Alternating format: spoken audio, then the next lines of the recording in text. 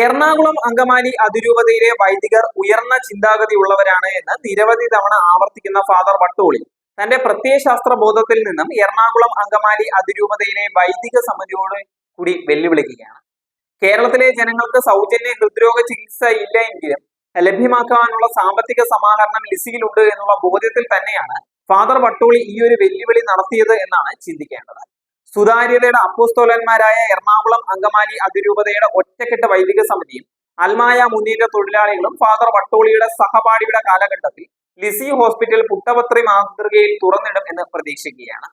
ഭാരതത്തിലെ കത്തോലിക്ക സഭയെ തന്നെ എറണാകുളം അങ്കമാലി അതിരൂപതയിലെ വൈദിക സമിതി വെല്ലുവിളിച്ചുകൊണ്ട് എറണാകുളം അങ്കമാലി അതിരൂപത നിയന്ത്രിക്കുന്ന വൈദിക സമിതി ലിസി ഹോസ്പിറ്റൽ സൗജന്യ ചികിത്സയ്ക്കായി പുട്ടപർത്തി മാതൃകയിൽ തുറന്നിടണമെന്ന് പറയുമ്പോൾ സഭയുടെ നിയാമിക നിയമങ്ങൾക്കപ്പുറം തുറന്നിടേണ്ട വാതിലുകളാണ് സഭയുടെ ആരാധനാക്രമം എന്ന് പറയുന്ന എറണാകുളം വൈദിക ഒറ്റക്കെട്ട് അൽമായ മുന്നേറ്റ തൊഴിലാളികളുടെ നിലപാടിന്റെ വിപ്ലവകരമായ മറ്റൊരു തീരുമാനമാകണമെന്ന് തന്നെയാണ് ഫാദർ വട്ടോളി ആവശ്യപ്പെടുന്നത്.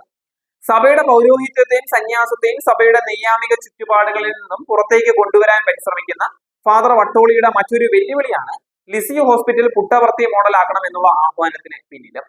ഫാദർ വട്ടോളിയെ മുൻനിർത്തി സഭയുടെ സംവിധാനത്തെ ദുർബലപ്പെടുത്തുവാൻ അഥവാ ഫാദർ വട്ടോളി എങ്ങനെയാണോ സഭയുടെ സംവിധാനത്തെ ദുർബലപ്പെടുത്തുവാൻ എറണാകുളം അങ്കമാലി അതിരൂപതയിലെ വൈദിക ഒറ്റപ്പെട്ട അൽമായ മുന്നേറ്റ തൊഴിലാളികളെ ഉപയോഗിച്ചത്, അതിപ്പോൾ എറണാകുളം അങ്കമാലി അതിരൂപതയ്ക്ക് കെണിയായി മാറിയിരിക്കുകയാണ്.